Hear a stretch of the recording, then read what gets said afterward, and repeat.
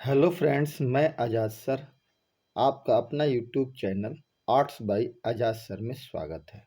जैसा कि दोस्तों जानते हैं कि हम लोग ज्योग्राफी में कुछ सीरीज लेकर चल रहे हैं क्लास 11th के लिए, जो सेकंड बुक ज्योग्राफी का है। इसी से ध्यान में रखते हुए आज हम लोग जलवायु से रिलेटेड कुछ क्वेश्चंस लेकर के आए हैं, जिस पे हम लोग चर्चा करने जा रहे हैं।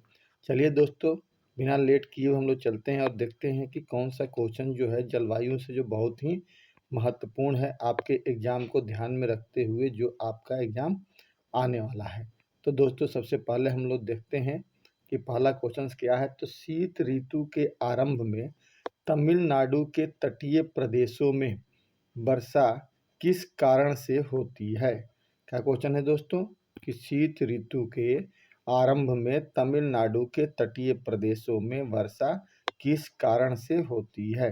तो दोस्तों, इसका उत्तर हो जाएगा कि उत्तर पूर्वी मानसून के कारण। क्या होता है? उत्तर पूर्वी मानसून के कारण तमिलनाडु के तटीय क्षेत्रों में वर्षा होती है जब मानसून लौटता है तो।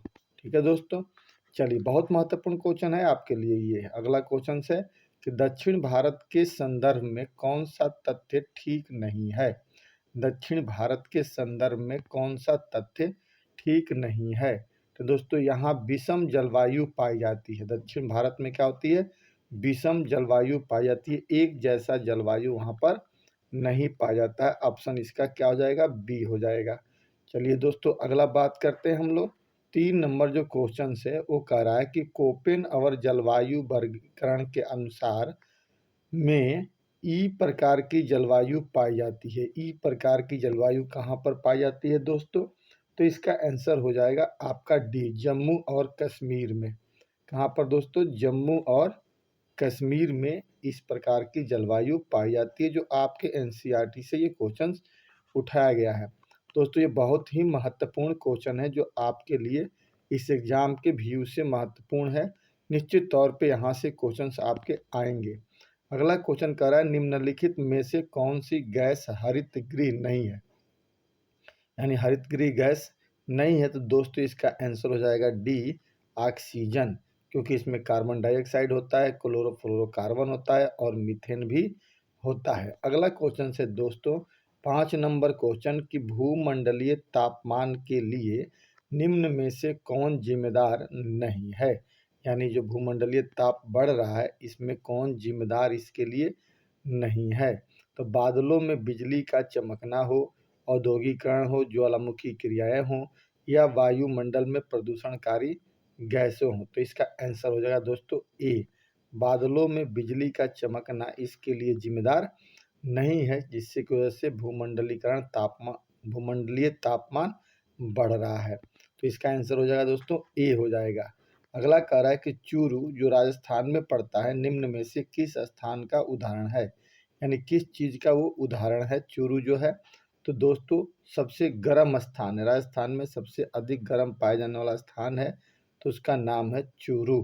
ठीक है दोस्तों, ये बहुत महत्वपूर्ण क्वेश्चन है, ध्यान में रखना बाबू इसे। आपके लिए बहुत ही महत्वपूर्ण होने जा रहा है ये सेशन। अब कह रहा है कि निम्न में से कौन सी साधारणतः मौसम की विशेषता है, परीक्षण कीजिए। कौन से साधारणतः मौसम की विशेषता है, परीक्षण कीजिए। तो दोस्तों, इसका आंसर हो जाएगा वायुमंडल में क्षणिक अवस्थाएं मौसम की विशेषता को दर्शाता है। वायुमंडल में क्षणिक अवस्थाएं। अगला क्वेश्चन है आपका 8 नंबर क्वेश्चन कि निम्न में से कौन सा स्थान वर्षा का विशाल मात्रा प्राप्त करता है, अर्थात सबसे ज़्यादा वहाँ पे बारिश होती है? तो वो है आपको मेघालय में मानिसराम। मानिसराम में सबसे ज़्यादा बारिश होती है भारत में। ठीक है दोस्तों, जहाँ पे डायरेक्ट आकर के मानसून टकराता है। अगला क्वेश्चन है निम्न में से कौन सी ऋतु मौसम वैज्ञानिकों द्वारा शामिल नहीं की गई है? किसको मौसम वैज्ञानिकों ने अपने अध्ययन में शामिल नहीं किए हैं? तो दोस्तों, इसका उत्तर हो जाएगा बसंत ऋतु को। बसंत ऋतु को वैज्ञानिकों ने अपने मौसम ऋतु में शामिल नहीं किया है। अगला क्वेश्चन है दोस्तों 10 नंबर की लूह निम्न में से किस स्थानीय पवनों का उदाहरण है? लूह जो है किस स्थानीय पवनों का उदाहरण है दोस्तों? तो इसका आंसर हो जाएगा गर्म शुष्क और पीड़ादायक पवने। गर्म शुष्क और पीड़ादायक पवने। ठीक है दोस्तों, गर्म, शुष्क और पीड़ादायक पौने इसका उदाहरण है। अगला क्वेश्चन कह रहा है 11 नंबर क्वेश्चन से, जो आपके लिए बहुत महत्वपूर्ण है कि निम्न में से कौन सा प्रवाह उष्ण चक्रवातों को भारत में लाता है। कौन सा जो प्रवाह है वो भारत में इसको लाता है, तो पूर्वी जेट प्रवाह। चक्रवात को कौन लाता है? पूर्वी जेट प्रवाह लाता है। ठीक है दोस्तों, अगला क्वेश्चन कह रहा है कि कौन सा पूर्वी जेट प्रवाह लाता है। अगला क्वेश्चन है आपका कि भारत में मौसम वैज्ञानिक वर्ष को किन किन ऋतुओं में बांटा गया है। तो भारत के मौसम वैज्ञानिक वर्ष को किन किन ऋतुओं में बांटा गया है, तो दोस्तों इसका उत्तर हो जाएगा उपरोक्त सभी, डी। उपरोक्त सभी यानी शीत ऋतु, दक्षिण ग्रीष्म ऋतु, दक्षिण पश्चिम मानसून की ऋतु में बांटा गया है। अगला क्वेश्चन है दोस्तों आपका कि मेघालय मेघालय की पहाड़ियों में स्थित चेरापूंजी और मानिसराम में औसत बारिश वर्षा 1080 सेंटीमीटर से ज़्यादा होती है। कहाँ पर होती है? कौन सी पहाड़ियों में इतना ज़्यादा होती है? तो इसमें है दोस्तों, ये आंसर हो जाएगा खासी पहाड़ी। खासी पहाड़ी जो बीच में पाई जाती है, सबसे पहले गारो, फिर खासी, फिर जयंतिया। इसी खासी में सबसे ज़्यादा बारिश होती है, जहाँ पे मानिसराम और चेरापूंजी जैसे स्थान स्थित है। अब दोस्तों कह रहा है कि मानसून के पीछे लौटने या टूटने को क्या कहते हैं। जब मानसून पीछे लौटता है या टूटता है तो उसे क्या कहते हैं? तो मानसून का निवर्तन कहा जाता है। क्या कहते हैं? मानसून का निवर्तन कहा जाता है। अगला है दोस्तों क्वेश्चन इसमें कि लौटती हुई मानसून पौने कहाँ से जलवाष्प से ग्रहण करके उत्तर पूर्वी मानसून के रूप में तमिलनाडु में वर्षा कराती है। ठीक है दोस्तों, बहुत ही महत्वपूर्ण क्वेश्चन से आपका ये 15 नंबर।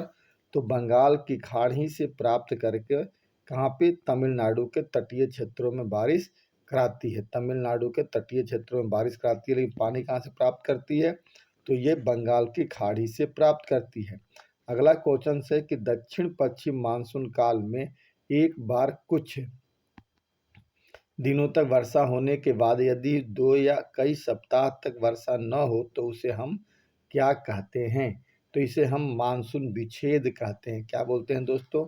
इसे हम मानसून विच्छेद कह करके पुकारते हैं। अगला क्वेश्चन से दोस्तों कि भारत की जलवायु कैसी है। भारत में जो जलवायु है वो भारत की जलवायु कैसी है? तो उष्ण मानसूनी जलवायु कही जाती है। भारत की जलवायु कैसी है? तो भारत की जलवायु उष्ण मानसूनी जलवायु मानी जाती है। अगला कह रहा है कि दक्षिण पश्चिम मानसून केरल तट पर कब पहुंचता है। जो दक्षिण पश्चिम का जो मानसून है वो भारत के केरल तट पे कब पहुंचता है? तो 1 जून को पहुंचता है। ऑप्शन नंबर क्या हो जाएगा इसका? ये दोस्तों ऑप्शन नंबर हो जाएगा आपका ए। 1 जून को ये पहुंचता है। ठीक है दोस्तों, कब पहुंचता है?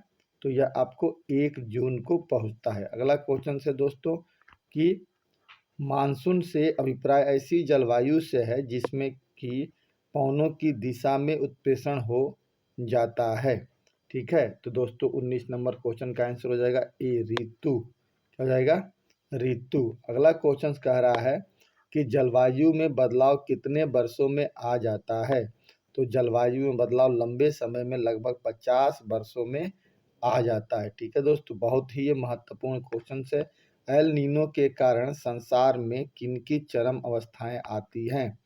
तो किनकी चरम अवस्थाएं आती हैं दोस्तों? तो इसका उत्तर हो जाएगा डी, उपरोक्त सभी, यानी सूरज की भी, मौसम की भी और बाढ़ की भी। अगला क्वेश्चन है आपका जो बहुत ही महत्वपूर्ण क्वेश्चन है, एल नीनो क्या है। एल नीनो क्या है? बहुत ही साधारण क्वेश्चन है लेकिन बहुत ही महत्वपूर्ण क्वेश्चन है दोस्तों कि एल नीनो क्या है। तो एक जटिल मौसम तंत्र है।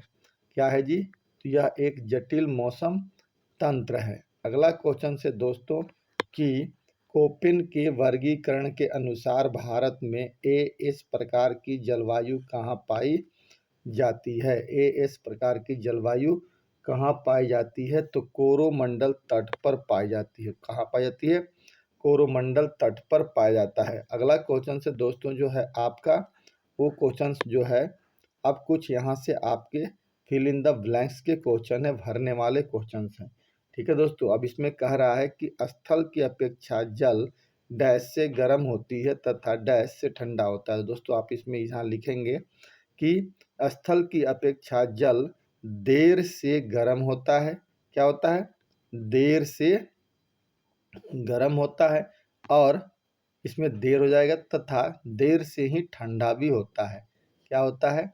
देर से गर्म होता है और देर से ही ठंडा भी होता है। ठीक है दोस्तों, अगला क्वेश्चन कह रहा है कि तटीय प्रदेशों में डैश जलवायु पाई जाती है तथा समुद्र तट से दूर स्थित क्षेत्रों में जलवायु पाई जाती है। तो इसमें आपका उत्तर हो जाएगा दोस्तों कि तटीय प्रदेशों में सम जलवायु पाई जाती है तथा समुद्र तट से दूर स्थित क्षेत्रों में विषम जलवायु पाई जाती है। सम और विषम दो शब्द यहाँ पे भरना होगा। अगला क्वेश्चन कह रहा है कि विरल वायु के कारण पर्वतीय प्रदेश मैदानों की तुलना में अधिक विषम होते हैं। क्या होगा यहाँ पर उत्तर? विषम हो जाएगा। ठीक है दोस्तों, अगला कह रहा है क्वेश्चन जो है पवन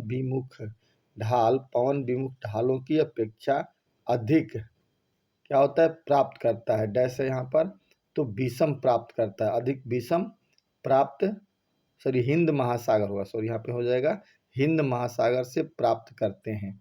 अगला क्वेश्चन से दोस्तों आपको कि उष्णकटिबंधीय चक्रवात बंगाल की खाड़ी तथा वर्षा में उत्पन्न होते हैं। डैश में क्या हो जाएगा? वर्षा हो जाएगा।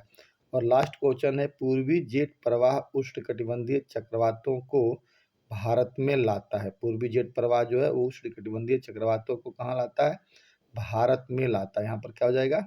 भारत हो जाएगा। तो दोस्तों इस प्रकार से आज हमने लगभग आपको इस चैप्टर से, जिसका नाम है जलवायु, class 11th second book geography का, जहाँ से 30 क्वेश्चन हम लोगों ने करने का प्रयास किया, जो बहुत ही महत्वपूर्ण है और आपके जो भी क्वेश्चन एग्जाम में आएंगे वो यहीं से आएंगे। तो दोस्तों आप इसे ध्यान से देखिएगा। अगर आपको वीडियो अच्छा लगता है तो आप इस वीडियो को लाइक करिए और शेयर करिए अपने दोस्तों के बीच में, और सब्सक्राइब जरूर कीजिएगा। जय हिंद, जय भारत।